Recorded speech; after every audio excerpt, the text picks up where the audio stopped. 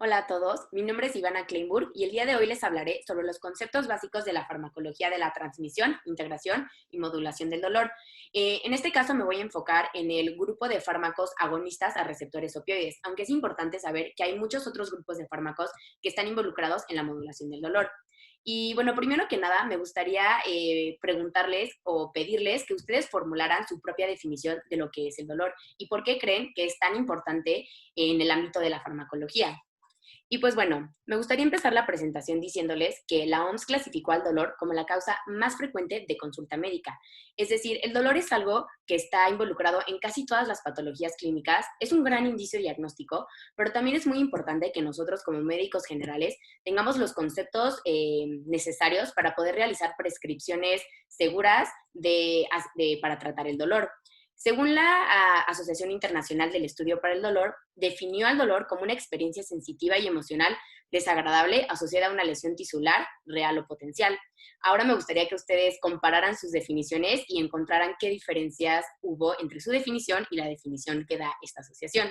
Y bueno, siguiendo con la presentación, les puse esta serie de imágenes porque me pareció bastante relevante, ya que muchas series de televisión y películas enseñan el consumo de opioides en la era moderna. Por ejemplo, desde el extremo en el caso de Breaking Bad o la película británica de Trainspotting, donde algunos de sus personajes consumen heroína, que es un opioide muy fuerte. Pero también me gusta ponerles el ejemplo de Doctor House, el cual, tras tener un dolor crónico en su pierna, recibe una prescripción médica de Vicodin, que es un opioide parcial. Y todo comienza como una prescripción médica, pero al final se ve involucrado en una adicción. Y es precisamente esto lo que ha pasado y lo que ha causado una de las crisis de salud pública más grandes que hemos vivido, que es precisamente la crisis de opioides, ya que muchos pacientes se hicieron adictos a estos fármacos. Y pues bueno, me gustaría preguntarles, ¿ustedes saben realmente de dónde viene el opio?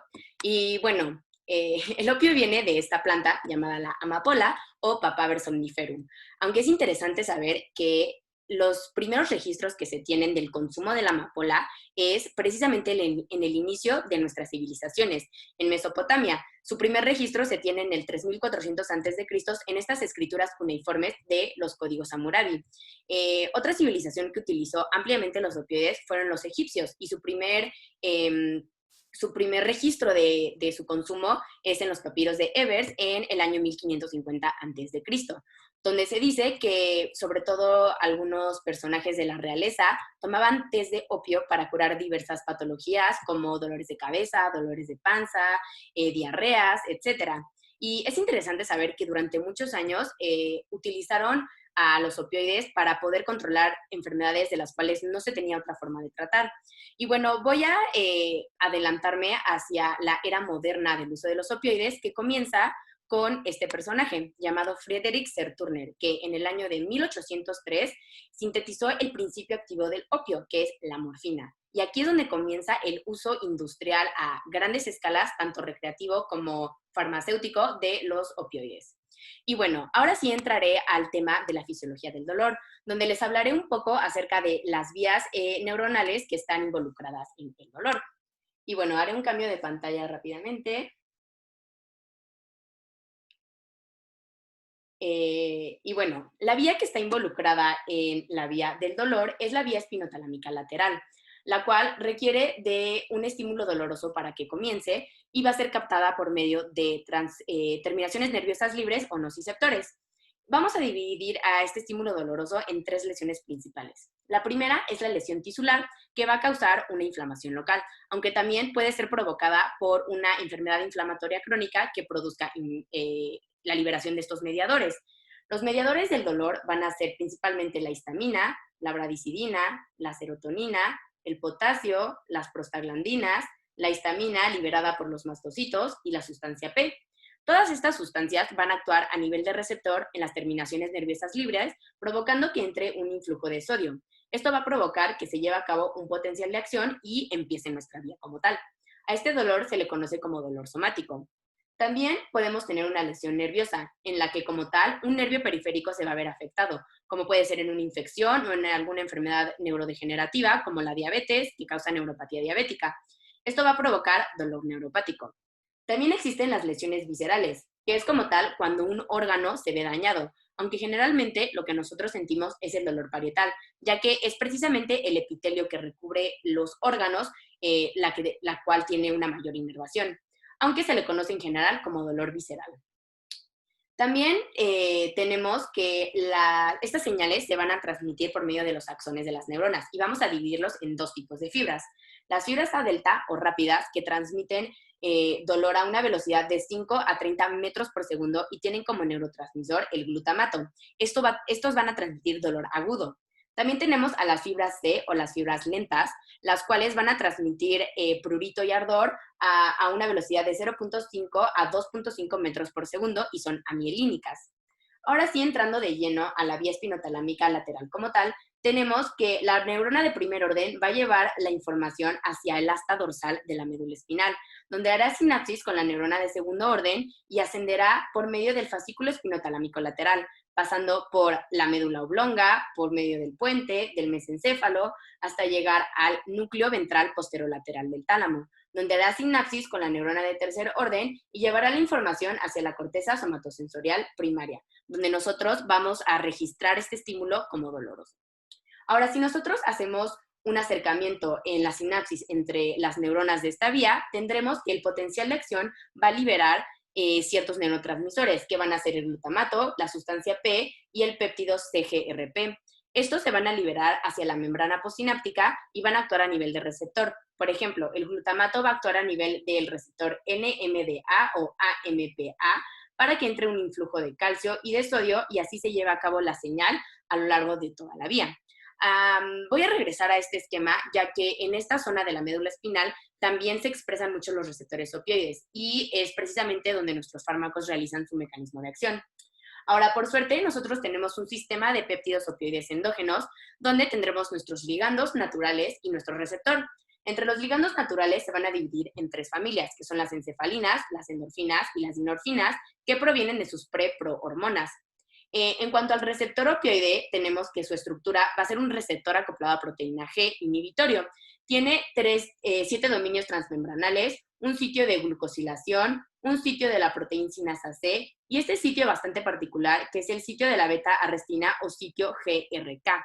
Este es bastante importante ya que cuando nosotros tenemos una sobreestimulación del receptor por su ligando, lo que va a suceder es que el cuerpo tiene un mecanismo contrarregulatorio por medio de la beta-arrestina, lo cual va a provocar que todo el receptor se internalice.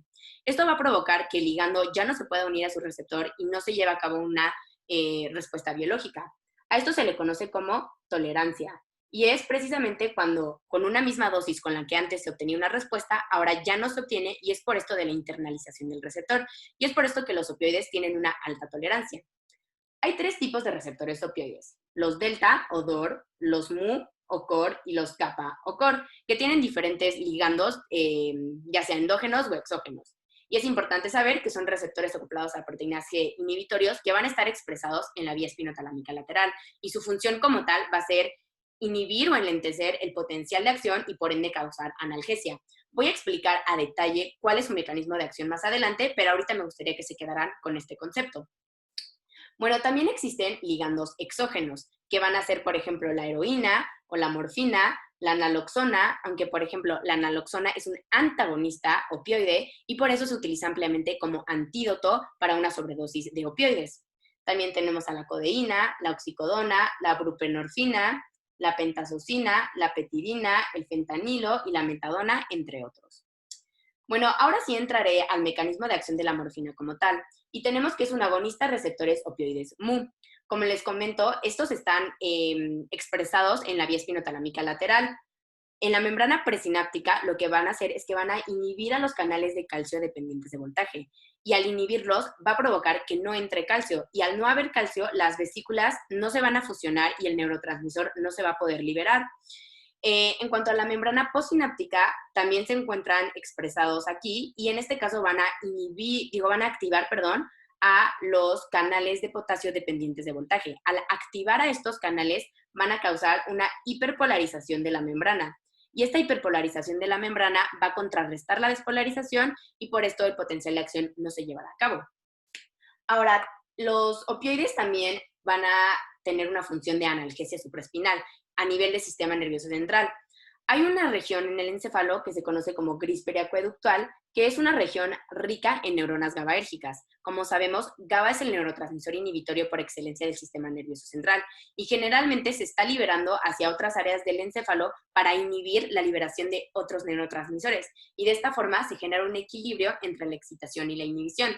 Sin embargo, los receptores opioides también están expresados en esta zona y va a provocar que no se libere GABA, y al no liberarse GABA, va a inhibir la inhibición de otras zonas y estas zonas van a estar más expresadas. Por ejemplo, la vía de la neurona inhibitoria descendente va a estar más activada, la cual tiene como función tener una analgesia supraespinal por medio del neurotransmisor serotonina.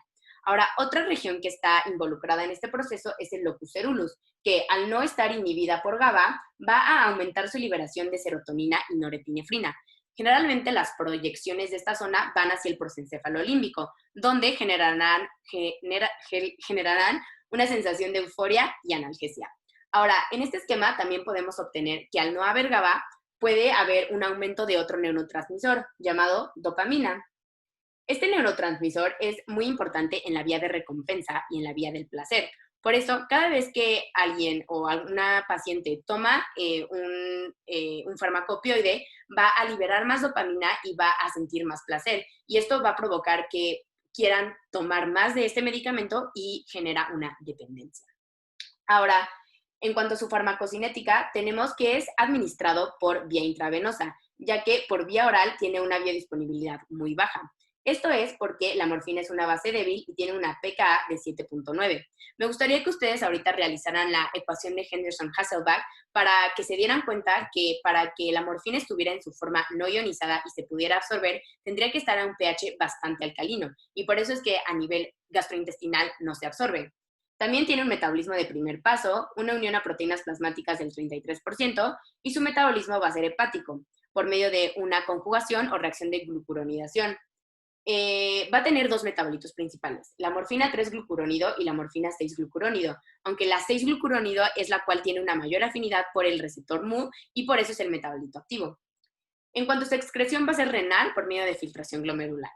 Y ahora, en cuanto a sus usos, está indicado para un dolor crónico de moderado a severo según la escala visual analógica del dolor, es decir, de aquí a acá, de moderado a severo.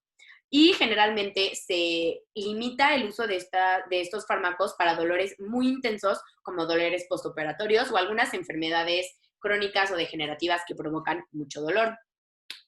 En cuanto a los efectos adversos, tenemos en primera instancia la depresión respiratoria, que como son agonistas opioides, va a causar la inhibición de la neurotransmisión de los centros respiratorios, y esto va a causar la depresión respiratoria. Y es más peligroso para pacientes ancianos y neonatos y si se combina con otro depresor, como las benzodiazepinas y el alcohol. También puede causar sedación y en cuanto a nivel gastrointestinal, va a causar la inhibición de la peristálisis del músculo liso visceral, lo cual va a provocar estreñimiento. Aunque este es un efecto adverso, también se utiliza como efecto terapéutico, ya que existen fármacos contra la diarrea, como la loperamida, que son agonistas opioides, pero como no atraviesan la barrera hematoencefálica y tienen una baja biodisponibilidad, no generan efectos a nivel del sistema nervioso. Por este mismo efecto, también puede haber retención urinaria, lo cual puede provocar que haya infecciones de transmisión, infecciones urinarias altas que pueden ser peligrosas. También puede causar convulsiones, ya que va a inhibir a las interneuronas inhibitorias y esto va a generar que haya una sobreexcitación en el encéfalo. También genera miosis, ya que en la vía visual va a inhibir a las interneuronas inhibitorias y entonces va a aumentar el flujo parasimpático, provocando una miosis. También puede haber náuseas y vómito, tos, rigidez muscular, hiperalgesia, que es como que es un efecto rebote, hipertermia y prurito por una mayor liberación de histamina. Y claro, la tolerancia y la dependencia, que es uno de los efectos más peligrosos. Ahora me gustaría hablarles de otro fármaco que es el tramadol, que es un agonista parcial a los receptores opioides. Y en este esquema podemos ver que la morfina va a tener una eficacia máxima, mientras el tramadol nunca va a llegar a esta eficacia máxima. Y es porque la morfina tiene una afinidad 6,000 veces mayor por el receptor mu que el tramadol, y por eso el tramadol también se puede utilizar para dolores que son menos graves. El mecanismo de acción del tramadol es prácticamente igual que el de la morfina, con la diferencia que también va a inhibir a la recaptura de serotonina y norepinefrina, Y como ya les expliqué con anterioridad, esto va a provocar que haya una mayor analgesia supraespinal. En cuanto a la farmacocinética, tenemos que va a ser administrado por vía oral y tiene una biodisponibilidad de alrededor del 65%.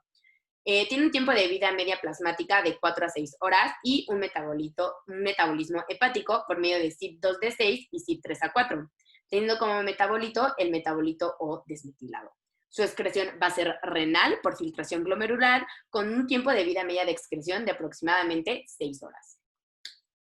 Los usos del tramadol también se van a dar para dolores de moderado a intensos. Sin embargo, están más indicados para dolores agudos. Se indica para trabajo de parto, ya que está asociada a una menor depresión respiratoria del neonato y para dolor postoperatorio.